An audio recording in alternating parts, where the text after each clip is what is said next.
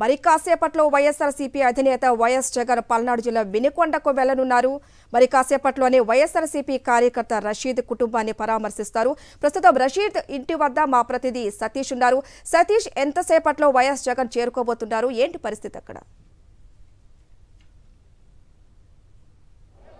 అయితే వైఎస్ఆర్ కాంగ్రెస్ పార్టీ అధ్యక్షుడు వైఎస్ జగన్మోహన్ రెడ్డి మరి కాసేపట్లో రషీద్ కుటుంబాన్ని పరామర్శించడానికి వినుకొండ రాబోతున్నారు. వాస్తవానికి నిర్ణయించినటువంటి ఆ సమయం కంటే సుమారుగా గంటన్నర ఆలస్యం అయ్యేటువంటి అవకాశం చాలా స్పష్టంగా కనిపిస్తుంది.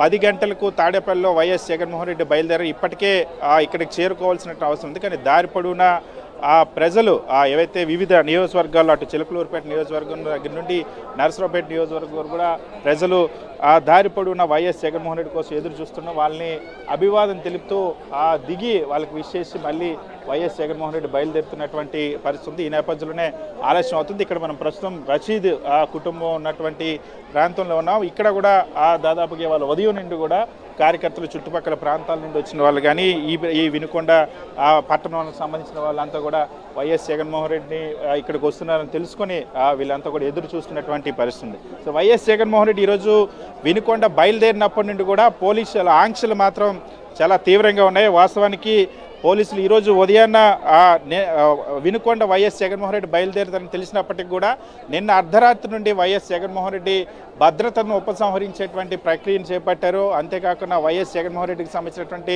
భద్రతను ఉపసంహరించడంతో పాటుగా వైఎస్ జగన్మోహన్ రెడ్డి కాన్వాయ్ వాహనాలను కూడా మార్పులు చేర్పులు చేశారు. రెగ్యులర్గా నిన్నటి వరకు వినియోగించినటువంటి బుల్లెట్ ప్రూఫ్ వాహనాన్ని కాకుండా ఈరోజు ఒక పాత బుల్లెట్ ప్రూఫ్ వాహనాన్ని వైఎస్ జగన్మోహన్ రెడ్డికి కేటాయించారు. ఆ పాత బుల్లెట్ ప్రూఫ్ వాహనం తాడేపల్లి నుండి బయలుదేరి కనీసం మంగళగిరి కూడా చేరుకున్నటువంటి పరిస్థితి. ఈ నేపథ్యంలో ఆ వాహనాన్ని పక్కన పెట్టేసి మళ్ళీ సాధారణమైనటువంటి వాహనంలోనే వైఎస్ జగన్మోహన్ రెడ్డి బయలుదేరి వస్తున్నటువంటి పరిస్థితి. సో వినుకొండ వస్తున్నటువంటి క్రమంలో మరొక పోలీసులు ఆంక్షలు పెద్ద ఎత్తున ఉన్నాయి. ఎందుకంటే వైఎస్ జగన్మోహన్ రెడ్డితో పాటుగా ఈ ఉమ్మడి గుంటూరు జిల్లా కానీ ఉమ్మడి కృష్ణా జిల్లాకు సంబంధించినటువంటి మాజీ మంత్రులు, మాజీ ఎమ్మెల్యేలు, ఎమ్మెల్సీలు, ఎంపీలు అందరూ కూడా బయలుదేరారు. వైఎస్ జగన్మోహన్ రెడ్డితో పాటుగా వినుకొండ వచ్చేందుకు బయలుదేరినప్పటికీ కూడా వాళ్ళ వాహనాలన్నింటినీ కూడా నియంత్రించి ఎక్కడికక్కడ దాదాపుగా తాడేపల్లి నుండి మంగళగిరి మధ్యలోనే సుమారుగా గుంటూరు మధ్యలోనే 4 సార్లు వాహనాలను ఆపి రోడ్డుకి అడ్డంగా పోలీసులు మొత్తం కూడా బారికేడ్లు వేసి వైఎస్ జగన్మోహన్ రెడ్డి కాన్వాయ్కి సంబంధించిన కొద్ది వాహనాలు మినహా ఇతర పార్టీ నాయకులకు సంబంధించిన వాహనాలు వేటిని కూడా అనుమతించలేదు. సో ఎన్ని ఆంక్షలు ఉన్నప్పటికీ కూడా వైఎస్ జగన్మోహన్ రెడ్డి మాత్రం ఖచ్చితంగా వినుకొండ వచ్చి తీరాలని నిర్ణయించుకున్నారు. సో వినుకొండ వచ్చేటువంటి మార్గంలో అటు నరసరావుపేట, చిలకలూరుపేట, గుంటూరు అన్ని ప్రాంతాల్లో కూడా వైఎస్ జగన్మోహన్ రెడ్డికి కలిసేందుకు, వైఎస్ జగన్మోహన్ రెడ్డికి అభివాదం తెలిపేందుకు కార్యకర్తలు, ప్రజలు పెద్ద ఎత్తున రోడ్డు దారి పొడవునా ఉన్నటువంటి నేపథ్యంలో వైఎస్ జగన్మోహన్ రెడ్డి వాళ్ళకి అభివాదం తెలుపుతూ వస్తున్నటువంటి పరిస్థితి. సో రషీద్ కుటుంబాన్ని పరామర్శించాలి. ఎందుకంటే మొన్న రాత్రి ఈ హత్య జరిగింది. తెలుగుదేశం పార్టీ కార్యకర్త జిలాని అత్యంత కిరాతకంగా రషీద్ని హత్య చేశారు. బహుశా గత 10-15 సంవత్సరాల్లో ఆంధ్రప్రదేశ్ రాష్ట్రంలో ఎక్కడా ఇటువంటి దారుణమైన కిరాతకమైనటువంటి హత్య ఇంత క్రూరంగా జరిగినటువంటి దాఖలాలు లేవు. పోలీసులు కూడా ఆశ్చర్యపోయినటువంటి పరిస్థితి. యావత్ రాష్ట్రం కూడా ఆ హత్యకు సంబంధించినటువంటి దృశ్యాలు, నడి రోడ్డు మీద జరిగినటువంటి హత్యకు సంబంధించినటువంటి దృశ్యాలు చూసి ప్రతి ఒక్కరు కూడా నిర్ఘాంతపోయినటువంటి పరిస్థితి.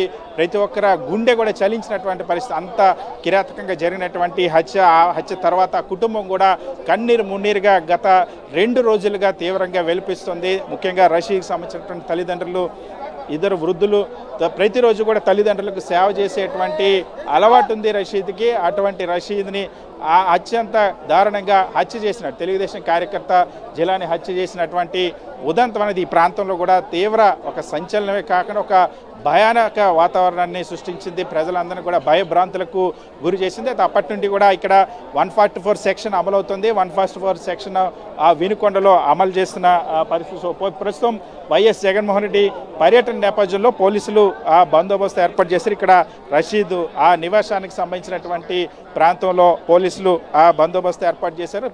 వినుకొండ పట్టణం మొత్తం కూడా 144 సెక్షన్ ప్రస్తుతం అమల్లో ఉంది. సో వైఎస్ జగన్మోహన్ రెడ్డి దాదాపుగా మరొక 30 నుండి 45 నిమిషాల ప్రాంతంలో ఇక్కడికి చేరుకునేటువంటి అవకాశం ఉంది. వైఎస్ జగన్మోహన్ రెడ్డి రషీద్ కుటుంబానికి భరోసా ఇవ్వనున్నారు. ఎందుకంటే వైఎస్ఆర్ కాంగ్రెస్ పార్టీకి సంబంధించినటువంటి కార్యకర్తలపైన జరుగుతున్నటువంటి దాడుల్ని ఇప్పటికే వైఎస్ జగన్మోహన్ రెడ్డి ఖండించారు. అంతేకాకుండా వైఎస్ జగన్మోహన్ రెడ్డికి సంబంధించినంత వరకు కార్యకర్తలు అందరిపైన ఏ విధంగా దాడులు జరుగుతున్నాయో స్వయంగా నిన్ననే ప్రధానమంత్రి నరేంద్ర మోడీకి కూడా లేఖ రాశారు. దాదాపుగా 30 రోజుల్లోనే 31 హత్యలు జరిగాయి. 31 హత్యలు జరగడమే కాదు, దాదాపుగా 300 మంది పైన హత్యాయత్నాలు జరిగాయి. వైఎస్ఆర్ కాంగ్రెస్ పార్టీకి సంబంధించిన శ్రేణులే కాదు, సామాన్యులపైన కూడా ఆస్తుల విధ్వంసం, అటు ప్రభుత్వ ఆస్తులు మరొక వైపు ప్రైవేట్ ఆస్తుల విధ్వంసం కూడా పెద్ద ఎత్తున గడిచినటువంటి 40 రోజుల్లో జరిగింది. సుమారుగా 1050 ఘటనలు జరిగాయి. 570 కుటుంబాలకు సంబంధించినంత వరకు ఆ ప్రైవేట్ ఆస్తులను కూడా ధ్వంసం చేసినటువంటి పరిస్థితి ఉంది. సో ఆస్తుల ధ్వంసం ఒకవైపు, హత్యాయత్నాలు, హత్యలు మరొక వైపు. 2700 కుటుంబాలు ఆంధ్రప్రదేశ్ రాష్ట్రాన్ని వదిలి వెళ్ళిపోయిన పరిస్థితి తెలుగుదేశం పార్టీకి సంబంధించినటువంటి నాయకుల వేధింపుల వల్ల. ఈ ఘటనలన్నీ కూడా ఇప్పటికే జాతీయ స్థాయిలో కూడా రాష్ట్రపతి వరకు కూడా వెళ్ళిన పరిస్థితి. నిన్న ప్రధానమంత్రి నరేంద్ర మోడీ కూడా వైఎస్ జగన్మోహన్ రెడ్డి లేఖ రాశారు. అంతేకాకుండా కేంద్ర దర్యాప్తు సంస్థలతో విచారణ జరపాలని కోరాడు. సో ఆంధ్రప్రదేశ్ రాష్ట్రంలో, భారతదేశంలో ఏ రాష్ట్రంలో జరగని విధంగా ఎన్నికల అనంతర హింస జరుగుతోంది. ఎన్నికల పోలింగ్ అనంతర హింసతో కాదు, ఫలితాల అనంతరం కూడా అత్యంత దారుణమైనటువంటి సంఘటనలు, హింసాత్మక ఘటనలు, అత్యంత అమానవీయమైనటువంటి సంఘటనలు జరుగుతూ ఉన్నాయి. వీటన్నిటిని కూడా ప్రధానమంత్రి నరేంద్ర మోడీ దృష్టికి వైఎస్ జగన్మోహన్ రెడ్డి నిన్న తీసుకెళ్లారు. ఎందుకంటే వినుకొండలో జరిగినటువంటి హత్య అన్నది బహుశా యావత్ భారతదేశంలో అన్ని మీడియా సంస్థలు కూడా ఆశ్చర్యపోయిన పరిస్థితి. ఇంత కిరాతకంగా హత్య చేయడం, బీహార్ లాంటి రాష్ట్రాల్లో కూడా ఈ ఎన్నికల ఫలితాల అనంతరం జరగనటువంటి దుర్ఘటన ఇక్కడ జరిగిందన్నది. అంతేకాకుండా నూజివీడులో కానీ ఆ కత్తులతో పొడిచిన సంఘటనలు కానీ ఇలాంటి ఘటనలు అనేకం చోటు చేసుకున్నటువంటి పరిస్థితి. ఆ ఘటనలన్నింటినీ కూడా వివరించారు. అంతేకాకుండా నిన్న స్వయంగా YSR Congress party MP Mithun Reddy, YSR Congress party Lok Sabha పక్ష నాయకుడు మిథున్ రెడ్డి పైన కూడా రాళ్ల దాడి జరిగింది. దాదాపుగా నిన్న ఉదయం నుండి మధ్యాహ్నం వరకు కూడా మూకుమ్మడిగా రాళ్ళు, మారణాయుధాలతో దాడి చేశారు. పోలీసుల సమక్షంలోనే ఆ దాడి కూడా జరిగినటువంటి పరిస్థితి. సో మాజీ ఎంపీ రెడ్డంప నివాసానికి వెళ్ళినటువంటి ఎంపీ మిథున్ రెడ్డి పైన దాడి జరిగిన ఘటన, దాన్ని కూడా వైఎస్ జగన్మోహన్ రెడ్డి ప్రధానమంత్రి నరేంద్ర మోడీకి ఆ లేఖ ద్వారా తీసుకెళ్లారు. సో అనేక సంఘటనలు వైఎస్ఆర్ కాంగ్రెస్ పార్టీ నాయకులకు సంబంధించి కానీ, కార్యకర్తలు కానీ, ఓటేసినటువంటి సామాన్య ప్రజలు ఆఖరికి రోడ్డు పైన ఆ బండిలో చిరు వ్యాపారాలు చేసుకున్నటువంటి వాళ్ళపైన కూడా దాడులు చేస్తున్నటువంటి ఘటనలు ఉన్నాయి. వీటన్నిటిపైన కూడా విచారణ జరపాలి కేంద్ర దర్యాప్తు సంస్థలతో కూడా వైఎస్ జగన్మోహన్ లేఖలో పేర్కొన్నారు. సో ఖచ్చితంగా వైఎస్ఆర్ కాంగ్రెస్ పార్టీ కార్యకర్తలే ఒక కష్టకాలంలో ఉన్నారు. ఇవి కార్యకర్తలకి అండగా నిలబడతానని వైఎస్ జగన్మోహన్ రెడ్డి ఇప్పుడు రషీద్ కుటుంబానికి భరోసా ఇవ్వడానికి వస్తూ ఉన్నారు. ఎందుకంటే అత్యంత కిరాతకంగా వైఎస్ఆర్ కాంగ్రెస్ పార్టీకి సంబంధించిన కార్యకర్తని నడి రోడ్డు మీద చంపినటువంటి ఘటన చోటు చేసుకుంది. యావత్ రాష్ట్రం కూడా ఉలిక్కిపడినటువంటి ఘటన. ఇటువంటి సందర్భంలో వైఎస్ఆర్ కాంగ్రెస్ పార్టీ అధ్యక్షుడిగా తన పార్టీ కార్యకర్తల నాయకత్వాన్ని కాపాడుకునేందుకు, ఎందుకంటే ఇప్పటికే అటు పులివెందుల్లో కూడా వైఎస్ఆర్ కాంగ్రెస్ పార్టీకి సంబంధించిన కార్యకర్తలపైన దాడులు జరిగినప్పుడు వైఎస్ జగన్మోహన్ రెడ్డి వెళ్ళారు. ఇప్పుడు రషీద్ కుటుంబాన్ని పరామర్శనకు వస్తారు. ఇప్పటికే వైఎస్ జగన్మోహన్ రెడ్డి ఈ అంశాన్ని ప్రధానమంత్రి నరేంద్ర మోడీ దృష్టికి తీసుకెళ్లారు. వైఎస్ఆర్ కాంగ్రెస్ పార్టీ నేతలు రాష్ట్రపతి దృష్టికి కూడా తీసుకెళ్లారు. గవర్నర్కి ఇప్పటికే 2 సార్లు వైఎస్ఆర్ కాంగ్రెస్ పార్టీ ఫిర్యాదు చేసింది. ఎన్ని ఫిర్యాదులు చేసినా సరే రాష్ట్ర వ్యాప్తంగా ఉన్నటువంటి పోలీసు యంత్రాంగాన్ని అడ్డం పెట్టుకొని, పోలీసు యంత్రాంగాన్ని, రాజ్యాంగ వ్యవస్థను నిర్వీర్యం చేస్తూ వైఎస్ఆర్ కాంగ్రెస్ పార్టీని అణిచివేసేటువంటి ధోరణిలో ఏ విధంగా అయితే వ్యవహరిస్తుందో అధికార పక్షం, కూటమి ప్రభుత్వం, తెలుగుదేశం పార్టీకి సంబంధించిన నాయకులు దానిపైన ఖచ్చితంగా నిరసన తెలపాలన్న ఉద్దేశంతో వైఎస్ జగన్మోహన్ రెడ్డి ఒకవైపు తన క్యాడర్కి మనోధైర్యాన్ని నింపడానికి ముఖ్యంగా కన్నీరు మున్నీరుగా విలపిస్తున్నటువంటి రషీద్ కుటుంబం 2 రోజుల నుండి కూడా తీవ్ర విషాదాలు ఉంది.